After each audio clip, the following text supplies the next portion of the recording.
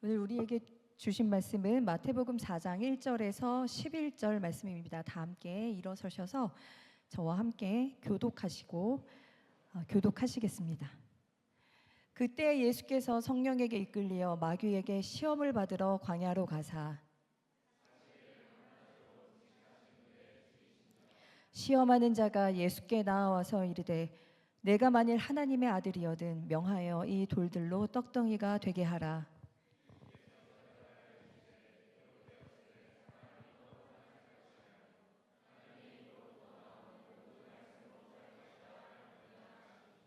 이에 마귀가 예수를 거룩한 성으로 데려다가 성전 꼭대기에 세우고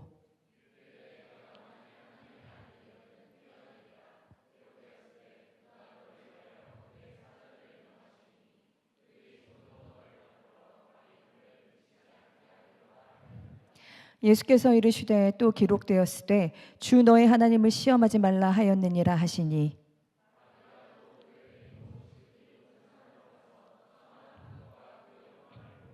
이르되 만일 내게 엎드려 경배하면 이 모든 것을 내게 주리라.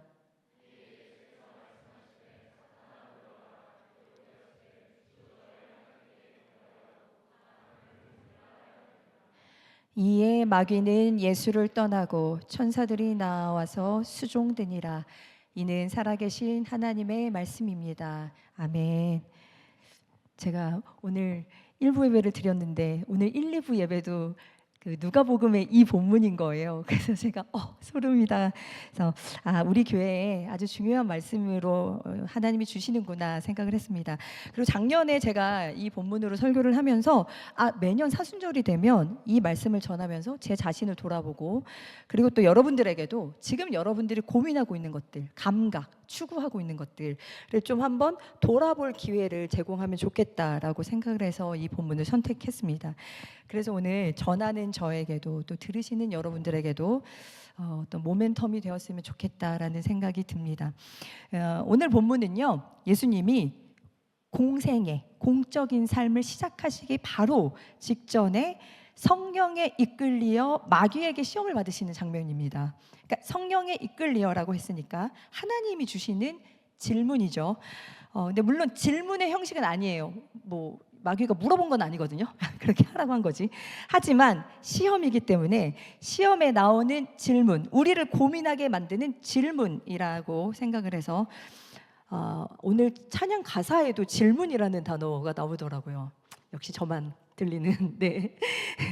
그래서 시험 대신에 질문이라는 단어를 오늘 좀 사용해 보려고 합니다.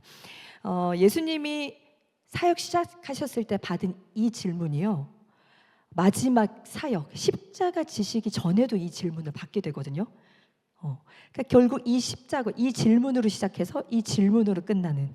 그래서 예수님이 십자가로 이 질문에 답을 하시는데 그게 얼마나 중요한지를 저희가 한번 같이 생각해 보려고 합니다. 그러니까 사실 이 질문, 예수님이 우리를 위해서 어떻게 살아야 되는지를 보여주시기 위해서 3년간 머무르신 거잖아요. 그러니까 이 질문은 모든 인간이 받게 되는, 풀어야 하는, 답해야 하는 아주 중요한 질문이고요. 사실 인간은 이 질문에 답하기 위해 살아간다라고도 할 수 있습니다. 그래서 여러분 오늘 그 시험 유형과 본질에 대해서 함께 분석을 해보고 그 질문 앞에 서서 우리도 답해보는 시간을 가지려고 합니다. 마귀가 첫 번째 던지는 질문, 시험 분석해 보겠습니다. 시험 장소는 광야입니다.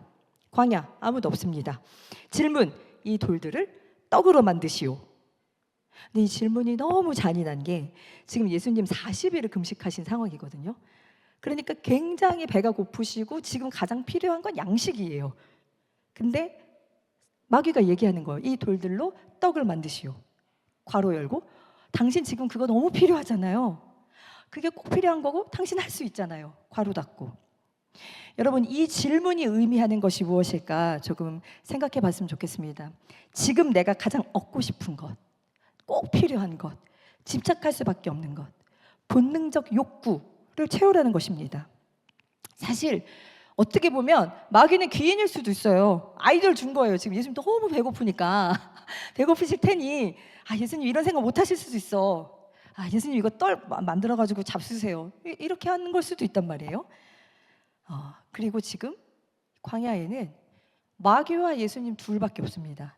마귀의 제안이긴 하지만 예수님이 막 허겁지겁 만들으셔서 뭘 드시든 공중에 나는 새를 막 떨어뜨리셔가지고 잡아 드시든 누가 상관하겠냐는 거예요. 여러분, 우리에게 첫 번째 질문은 이렇게 찾아옵니다. 아무도 보지 않아요. 나에게 하나님이 생각나게 하는 사람도 없고 신경 쓰게 하는 사람도 없어요. 다소 내 선택이 자유롭고, 근데 내가 본능적으로 얻고 싶고 꼭 필요하다고 느끼는 것, 집착하는 것. 그런데 하나님이 금하신 것을 선택할 기회가 있다면 가질 것인가? 도암직도 하고 먹음직도 한 그 열매를 손만 뻗으면 얻을 수 있는데 그 열매 먹을 것인가? 그러면 여기서 이제 질문이 생깁니다. 본능적 욕구는 다 금기해야 하는가? 그럴 수 있습니까? 그럴 수 없죠. 지금 먹을 게 없는데 떡을 만드는 것이 사실 뭐가 나쁩니까? 예수님이 여기서는 거절하셨지만 나중에는 하셨어요. 사단이 시켜서 한 게 아니라 예수님이 사역하시면서 사람들이 말씀을 듣는데 너무 배가 고픈 거예요. 그러니까 예수님이 오병이어의 기적 다 하시죠. 그 기적을 일으키셔서 5,000명을 충분히 먹이셨어요. 우리 다 아는 이야기입니다. 그런데 여기선 거절하셨습니다.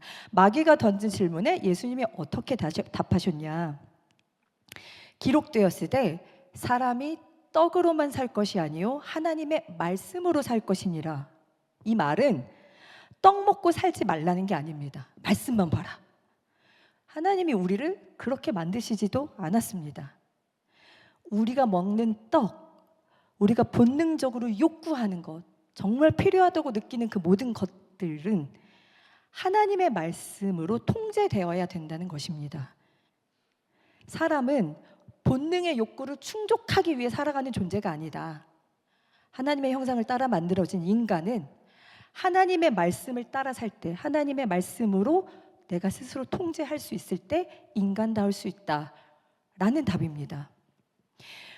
리차드 포스터라는 아주 유명한 기독교 영성가, 그분이 쓰신 책 중에 인간의 본능에 대해서 다룬 책이 있어요. 제목이 굉장히 직관적입니다. 돈, 섹스, 권력이라는 제목의 책이 있습니다. 모든 인간에게 피해갈 수 없는 질문, 그리고 우리가 그리스도인답게 살아가야 한다라고 할 때 꼭 다루어야 할 어떤 그 3대 시험입니다. 자, 돈. 예수님이 굉장히 중요하게 여기셨죠. 돈과 하나님은 겸하여 섬길 수 없다. 자, 돈에 대해서 먼저 잠깐 얘기해 보겠습니다. 돈이 나쁩니까? 나쁘다고 생각하시는 분 없으실 거예요. 돈이 필요하지 않은 사람이 여기 어디 있겠습니까? 그 돈을 어떻게 벌고 어떻게 쓰냐, 누구를 위해 사용하냐에 이제 그거에 따라 문제가 되는 것이죠. 권력, 여러분 권력 필요 없습니까?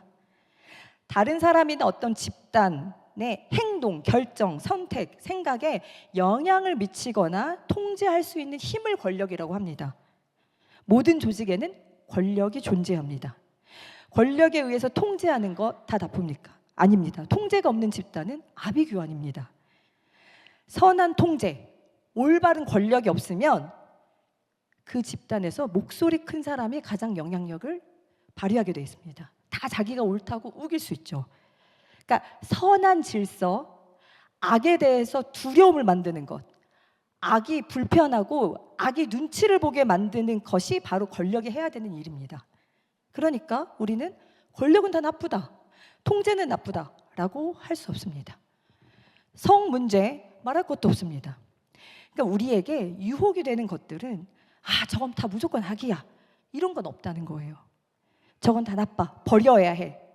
이미 우리 다 해보신 분들 아시겠지만 인간은 그런 욕망을, 욕구를 절대로 버릴 수가 없습니다. 그러니까 그렇게 버려야 해, 나빠, 이렇게 치부할 것이 아니라 적어도 우리가 추구하는 것들, 필요하다고 느끼는 것들, 그것들의 목적과 방법을 하나님의 말씀 아래 두고 점검하고 고민해야 된다는 것입니다. 여러분, 요즘 여러분에게 온통 그 생각만 하게 하는 것은 무엇입니까? 아무도 보지 않을 때 쉽게 범하고 선택할 수 있는 것, 그런데 차마 드러낼 수는 없고 하나님이 받으실 수 없는 것이 있다면 행동이 아니라 생각일 수도 있습니다. 그것은 무엇입니까? 아주 사소한 것이라도요, 혹시 거짓말을 해야 하는 삶, 변명해야 하는 것이 있다면 우리 이제 사순절이니까 또 기회를 주셨으니까 잠깐 그것으로부터 멈추고 도망치는 삶을 살았으면 좋겠습니다. 적어도 사순절 동안 한번 저와 여러분 그렇게 도전했으면 좋겠습니다. 그 베테랑 영화에 그 유명한 대사가 있잖아요. 경찰로 나오는 황정민이 범죄자 옹호하는 다른 그 경찰한테 하는 말 있잖아요. 너네 돈 먹었지? 그러면서 야, 우리가 돈이 없지 가오가 없어 라는 말 하잖아요. 우리도 돈 없잖아요. 우리도 돈이 없냐? 성도로서 가오, 성도로서의 어떤 품위를 함께 지키며 살면 좋겠습니다. 말씀으로 통제를 받는다는 말은요, 때로는 내가 얻을 수 있지만 그게 득이 되지만 방법이 옳지 않으면 얻지 않는 것. 내 몫으로 챙길 수 있지만 나보다 더 필요한 사람이 옆에 있으면 양보하는 것. 얻기 쉬운 건데 그것으로부터 누군가가, 그 사람이 내가 모르는 사람이어도 피해를 볼 수 있다면 하지 않는 것, 이런 것들을 말합니다. 그런데 이 감각은요, 신념이나 다짐으로 할 수 있는 게 아니에요. 예수님의 말씀처럼 하나님의 말씀으로만 생기는 감각입니다. 할 수 있는 것. 그래서 이 막간의 홍보 타임, 우리 청년부가 내일부터 이제 저녁에 성경 공부 시작합니다. 그리고 또 사순절 큐티집 릴레이로 이제 3명이 찍고 도전을 하기로 했는데, 여러분 사순절 동안만 제가 강요한다고 했으니 네, 강요가 불편하신 분들은 참으셔야 됩니다. 계속 할 거니까 사순절만 딱 참고 같이 해봅시다. 그래서 목사님 저렇게까지 말씀하시니까 한번 해주자, 이런 마음 굉장히 환영합니다. 같이 연습하는 거예요. 말씀으로 감각을 키우는 연습. 네. 자, 두 번째 질문 한번 가보겠습니다. 이번에는 장소가 바뀝니다.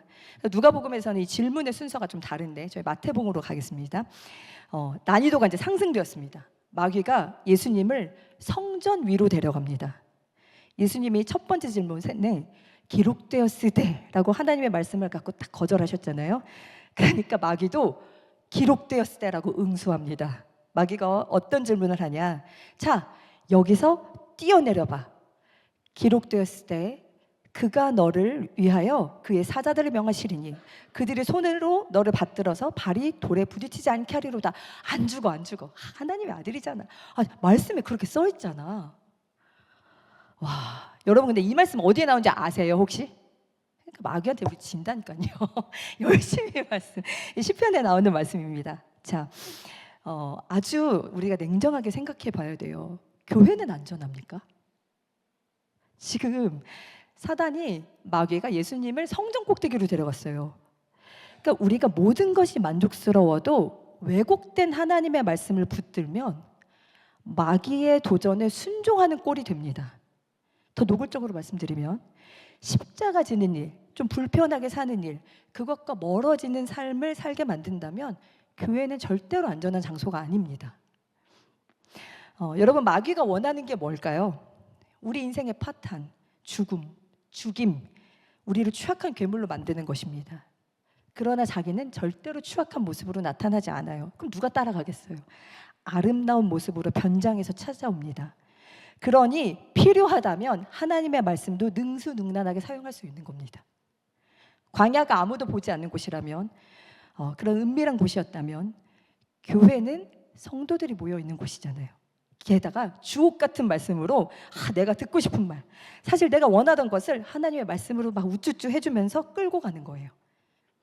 여러분, 제가 새벽에 이제 아모스, 우리 청년들 나중에 같이 하게 될 텐데 말씀을 읽고 전하는데, 북이스라엘이 왜 망한 줄 아세요? 현실을 직시하지 못하고 끝까지 하나님이 자기 편이라고 생각했거든요. 하나님이 언제나 내 편이야 라고 생각하면 나를 고칠 수가 없습니다. 욕망을 멈출 수가 없어요. 그러니까 내가 하나님의 편이 뭔지를 가서 찾아가야지, 하나님이 뭘 해도 내 편일 거야 라고 이런 달콤한 성경 구절만 붙들잖아요. 이게 그때 활동했던 거짓 예언자들이 했던 거예요. 아니야 절대 안 망해. 하나님 우리 사랑하시잖아. 하나님이 구원해 주실 거야. 그거는 우리 인간이 바라는 주문입니다. 근데 그런 달콤한 말씀도요, 떼서 보지 않고 앞뒤 맥락 다 보잖아요. 그럼 성경이 하나님이 보시기에 의롭게 살면, 공의와 정의를 행하는 자에게, 하나님께 돌아오는 자들에게, 하나님을 찾는 자들에게 이런 조건이 다 붙습니다. 자, 이 두 번째 질문에 예수님이 뭐라고 하셨냐? 하나님을 시험하지 말아라 라고 하셨습니다. 즉 하나님은 나를 증명하는 도구가 아니라는 거예요. 내 능력을 증명해 주시는 분이 아니라는 겁니다. 그래서요, 여러분, 너무 중요한 게 있는데 이 마귀가 주는 이 질문들은요, 다 이 조건절이 붙습니다. 내가 만일 하나님의 아들이거든. 첫 번째, 두 번째 다 이렇게 시작합니다. 왜냐하면 이 시험을 받기 바로 전에 예수님이 세례받는 장면이 나오거든요. 근데 세례 받으실 때 하나님이 이는 내 사랑하는 아들이다 이렇게 선언을 해주세요. 그러니까 지금 마귀가 딱 그거 가지고 이용하는 거예요. 너 하나님이 사랑하는 아들이라며 세상에 보여줘, 증명해줘, 네 능력을 보여줘, 네가 어떤 일을 할 수 있는 사람인지, 네가 무엇을 가졌는지 보여줘. 네가 그렇게 보여주면 많은 사람이 너를 따를 거 아니야. 이렇게 유혹하는 거예요. 여러분, 이 유혹은요, 예수님의 공생의 마지막이 십자가잖아요. 십자가 지기 바로 직전에도 이 질문을 받습니다. 마태복음 27장 41절에서 41절 저와 함께 교독하겠습니다. 그와 같이 대제사장들도 서기관들과 장로들과 함께 희롱하여 이르되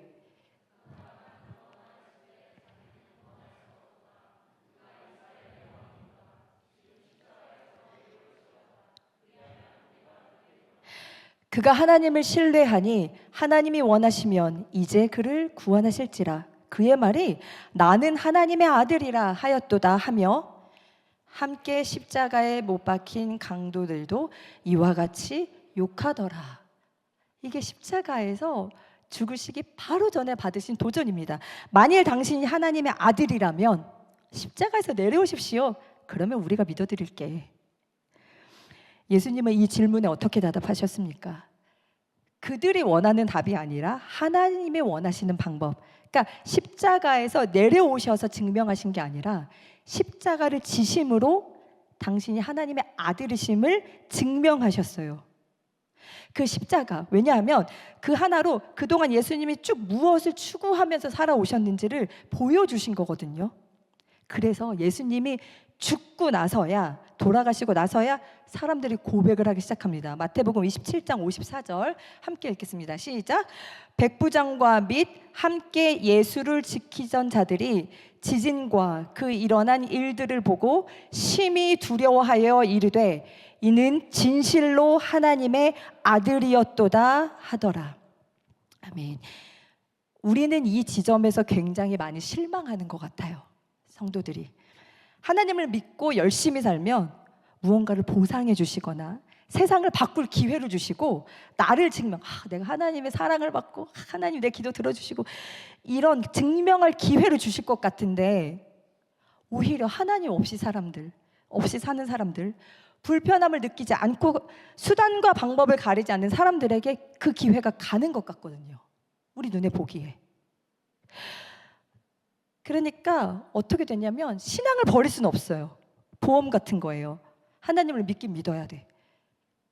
그런데 동시에 세상에서 어떤 기회를 얻고 나를 증명해야 되는 건 내 몫인 거예요. 그러니까 우선순위가 자꾸 엉키는 거예요. 그러니까 똥줄 타면 또 기도합니다.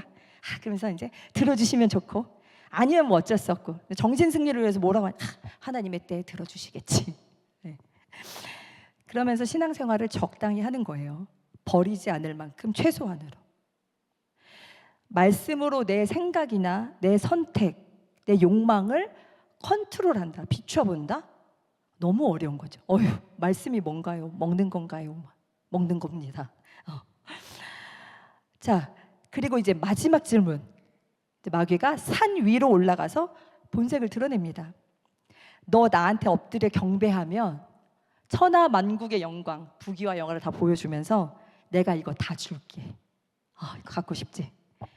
엎드려 경배하다, 이거 예배하다는 말인데 예배를 드린다게 와서 이렇게 예배를 드린다 정도의 말이 아닙니다. 이거 섬긴다는 말은요, 그가 말하는 방식대로 산다는 거예요. 만약에 여러분들이 오늘 이렇게 예배를 드렸지만 굉장히 본능에 충실하고 능력을 과시하며 더 많은 것을 소유해서 나를 증명하는 존재가 되기 위해서 만약에 달리고 있다면 주일에는 하나님을 섬기지만 평일에는 마귀를 섬기면서 살 수도 있습니다. 아니죠. 사실 마귀를 경배하면서 사는데 예배도 드리는 거죠. 자, 그러면 이제 어떻게 살아야 하나? 이 얘기를 하려고 하는 겁니다. 십자가에 대해서 한번 생각을 해보겠습니다. 예수님은 이 마귀의 질문 앞에 자기를 증명하지 않으셨다라고 말씀을 드렸습니다. 그러니까 예수님이 십자가 지시기 전에 기도하시는데 대제사장이 보낸 사람들이 막 와서 예수님을 끌고 가려고 하잖아요. 그때 베드로가 예수님을 보호하기 위해서 칼로 그 말고라는 사람의 귀를 쳐서 떨어뜨렸어요. 그때 예수님이 그 귀를 붙여주시면서 베드로한테 뭐라고 하시냐면 칼 집어넣어라. 칼 갖고 다니는 사람 칼로 망한다. 힘쓰는 사람 그 힘으로 망한다. 지금 내가 여기서 벗어날 수 있는 능력이 없어서 그거 증명할 수 없어서 내가 지금 당하고 있는 것이 아니다. 하나님의 뜻을 이루기 위해서 내가 그거 쓰지 않는 것이다 라고 이제 베드로에게 알려주십니다. 자, 그러면 예수님은 왜 십자가를 지셨을까요? 제 지난번 설교 때 말씀드렸던 것 같은데 왜 하나님은 굳이 예수님이 우리를 위해 십자가를 지시게 하셨을까? 우리에게 그것이 가장 필요했기 때문입니다. 우린 알지 못했지만 우리의 구원을 위해 절대적으로 그게 필요했거든요. 예수님이 나를 따라오려거든 날마다 자기를 부인하고 십자가를 지고 따라오라 라고 하셨습니다. 우리가 2026년 대한민국 서울 한복판에서 예수님을 믿는다고 뭐 목숨을 내놓을 수 있겠습니까? 아니면 우리가 뭐 교회를 다닌다고 핍박을 받겠습니까? 날마다 자기를 부인하고 십자가를 지는 것, 세상의 필요를 채우기 위해서 살아가는 삶을 말합니다. 그래서요, 십자가의 반대말은 고통 없이 편하게 사는 것, 희생 안 하는 것, 이런 게 아닙니다. 십자가의 반대말은 자기를 증명하기 위해 사는 거예요. 내가 어떤 사람인지. 자기를 증명하기 위해 사는 사람은요, 높은 것만 봅니다. 높은 것만 보고 자기만 보이고 자기가 어떻게 보일지만 중요하기 때문에 결코 낮은 곳을 볼 수가 없어요. 내가 지금 필요한 사람이 누구지? 이 세상에, 내가 속한 이 세상에 꼭 필요한 일은 뭐지? 찾아낼 수가 없습니다. 그리고 그렇게 사는 사람의 가치도 몰라요. 멋지고 화려한 사람, 힘 있어 보이는 사람과만 교제하고 싶죠. 그런데 이렇게 십자가 지는 삶을 살면 굉장히 멋이 없을 것 같다는 생각도 들잖아요. 근데 여러분 잘 생각해 보세요. 세상의 필요를 채우기 위해 살아가는 사람은요, 자신의 한계를 넘을 수 있습니다. 내 멋짐을 증명하기 위해서만 하면 딱 멋있을 만큼만 할 수 있거든요.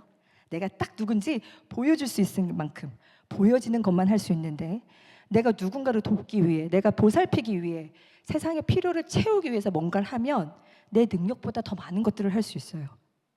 참아낼 수 있어요, 그 힘듦을. 사도 바울이 그랬잖아요. 내게 능력 주시는 자 안에서 모든 걸 할 수 있다.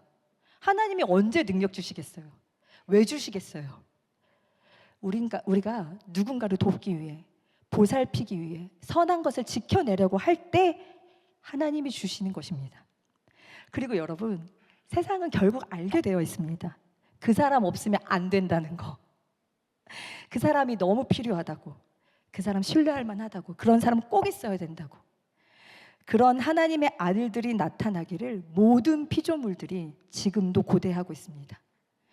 진짜 세상을 보살피는 사람, 세상을 변화시키는 사람, 하나님의 방법으로 세상을 다스리는 사람, 이런 사람들입니다.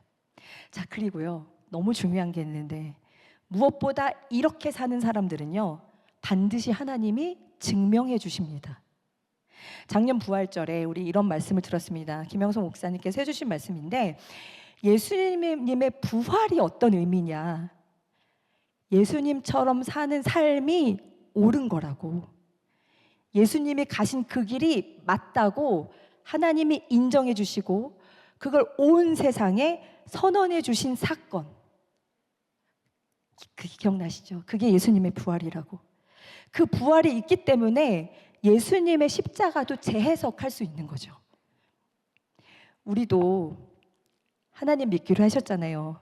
우리 그 길에 다 들어셨잖아요. 그러니까 여기서 이렇게 예배 드리시고 애매하게 사시지 마시고 저와 여러분 끝까지 하나님이 증명해 주실 때까지 세상의 필요를 위해서 살았으면 좋겠습니다.